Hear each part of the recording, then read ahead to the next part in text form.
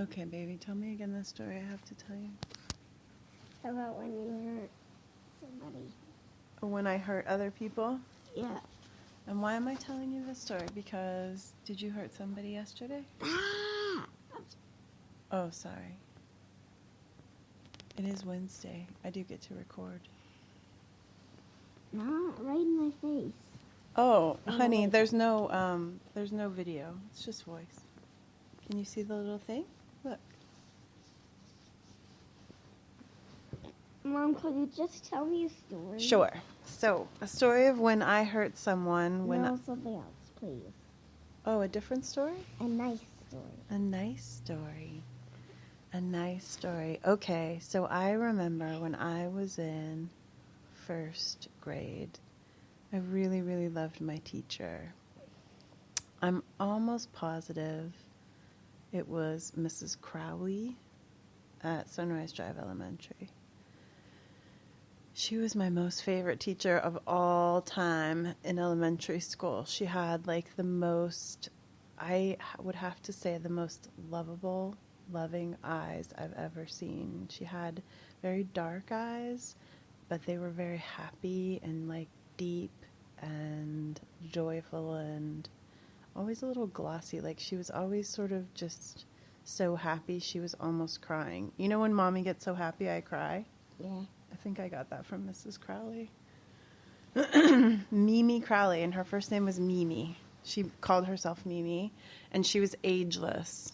This is one of the first things I remember about her, is she always would celebrate her birthday, and it was a huge deal, and you had to bring her something handmade, which I absolutely loved about her. And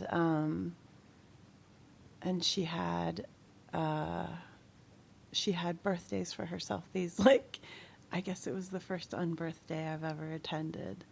And she would have no number at her birthday. It would just be her birthday. She didn't know how old she was. And you know what, Ellis? Really? I saw her like years later, and not only did she remember me and my whole family, because she was just so beautiful, and my family was pretty memorable, but she was just like a lovely, kind soul. Not only that, but she looked the same. Huh?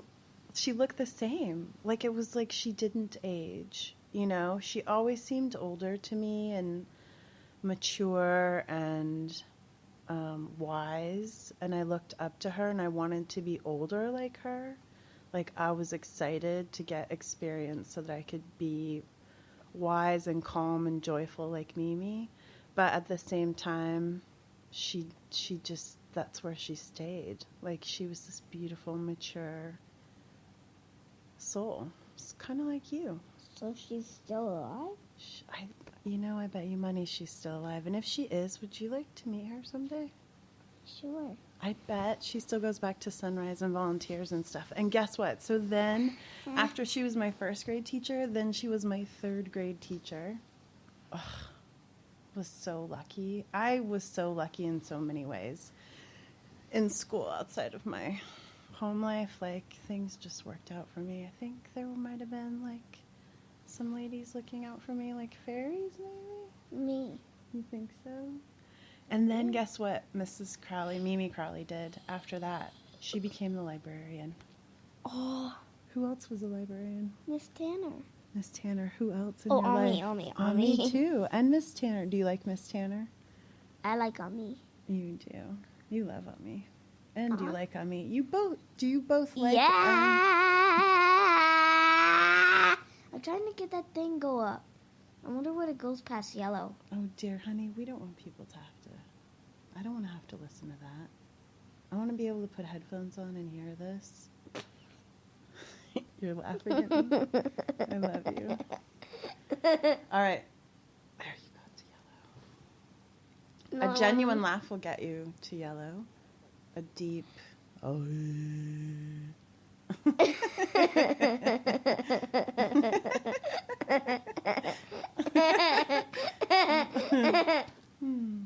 Yep. And then Mimi Crowley went into real estate.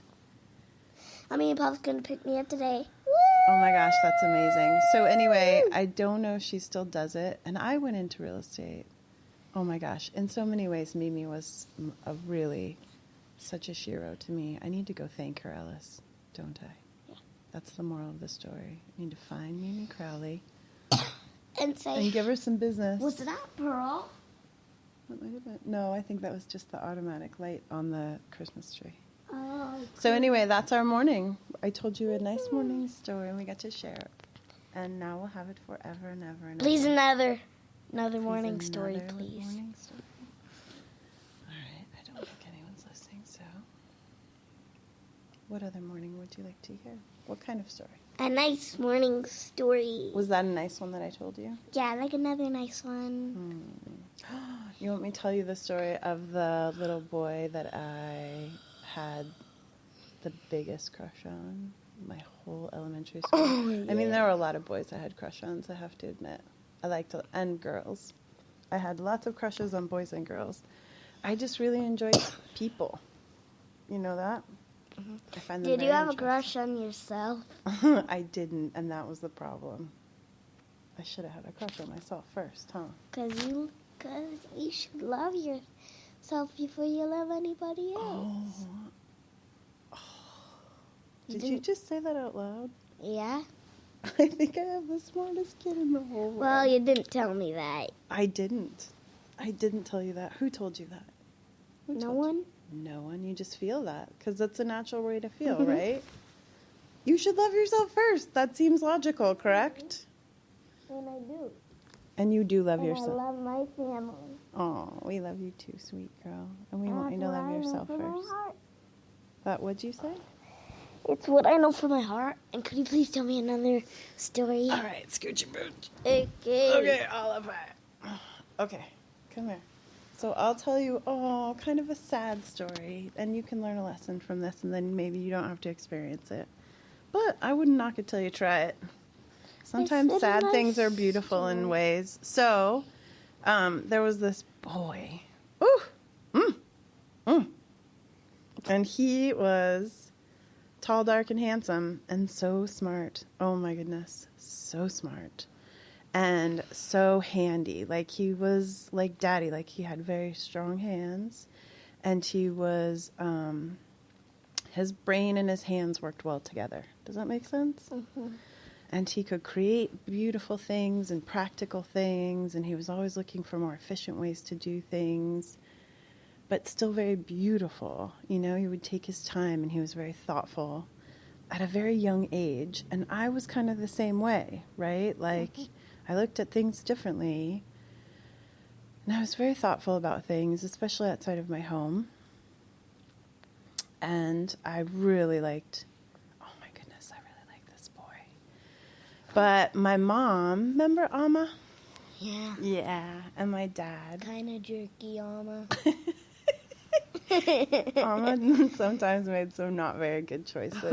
I just don't think Alma was thinking about me, right? Alma was thinking about her and appearances and prejudices, and I think Alma was afraid of a lot of things, and she was trying to impress people who really didn't matter in her life, right? Which made her kind of mean to me, but not on purpose. I don't think she was mean on purpose. She was just selfish. Does that make sense? Mm-hmm. So, And kind of greedy. why do you say that? Because she didn't really care about you. Aw. But I do. I felt that way at least. I care about you a bunch. I care about you a bunch too. You'd let me know if you felt like I didn't care about you, right? You'd be like, hey, Mom, over here. Mm-hmm. You got a kid, over here. You'd say that, right? Mm-hmm. Oh my gosh, you're so smart. So, anyway, what was I saying? So anyway, I loved this boy. But I also really liked this other boy who was super sweet and kind. He was just like the opposite of what I... Daddy. No, this was before I met Daddy. This was when I was in grade school. These You were said like the grade first school. boys. These were the first boys I ever really got to know as like boys. Like I fell in love with as boys. Does that make sense? Yeah. So they were kind of have two of them at once, but nobody else knew about this other guy except for Mommy. He was like my secret, which I really enjoyed. Cool. Right? It was cool. And he got to be like my secret. And also the fact that I really wanted to build small things and live in the mountains. Like we could make caves. He was so handy. We could go up in the mountains and live in caves and explore. Yay! And we would always have like food and shelter and water, clean water. And then we could just like be physically fit and explore the earth. Woohoo! Oh my goodness. And I had this crazy idea that I would just have a baby and then strap them on my back. And I really kind of knew it was going to be a girl. Always. Because I let you kind of see the future. Did you win? Tell me. Very. Tell me about that. You little sweet fairy. Back to the story. So, we used to give each other gifts to show our tokens of our affection to each other. And it was sort of secret things that we only knew about. It was kind of like our promises to each other with these things that we gave each other. And we found these really beautiful, he and I both chose these really beautiful, well-made old things. And I gave him, he gave me, I remember this, just really simple, classic, beautiful ring. And Mommy has kind of big, I have sort of strong hands for a girl. And it makes them a little bigger than most girls. Most girls are very dainty. A lot of girls, not most girls, that's not true. I always thought that every other girl had the most dainty, beautiful, long fingers. And then Mommy had these little sausages. And that there were these little tiny wrinkly girl sausages that nails didn't grow on. It was so silly. But I found out after a while that my hands like mine they're not sausages. They're kind of cute. Yeah! And I learned how to hold them in a dainty way. I taught myself how to hold them in a very dainty way so they look more ladylike. And Who cares about being ladylike? I do. I like being ladylike. I Mom, enjoy it. Only be yourself. I am. I think that's myself. I do think I enjoy being ladylike. I mean, I don't have to make a big fuss about it. I just want to be... I don't want to have like food dripping down my face, and I don't want to... Me neither. No. I don't want to be out of step to music.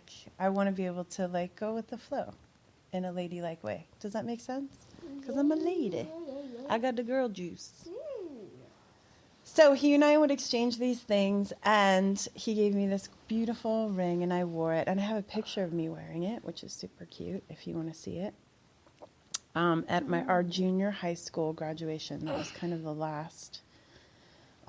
junior high school was like the last year we got to really hang out together because he went to a different high school than I did. I actually went to his high school for one semester, like a half a year. What?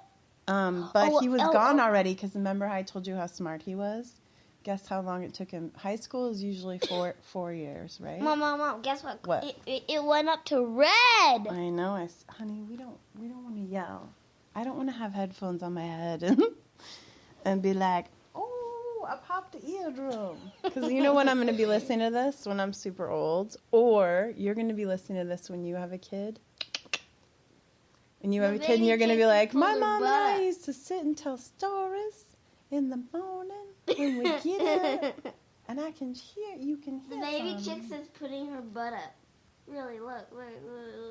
Is she sunning herself on that light? She's just eating her feathers. That's hilarious. All right, so to finish my story, let me just wrap it up real quick. Yeah.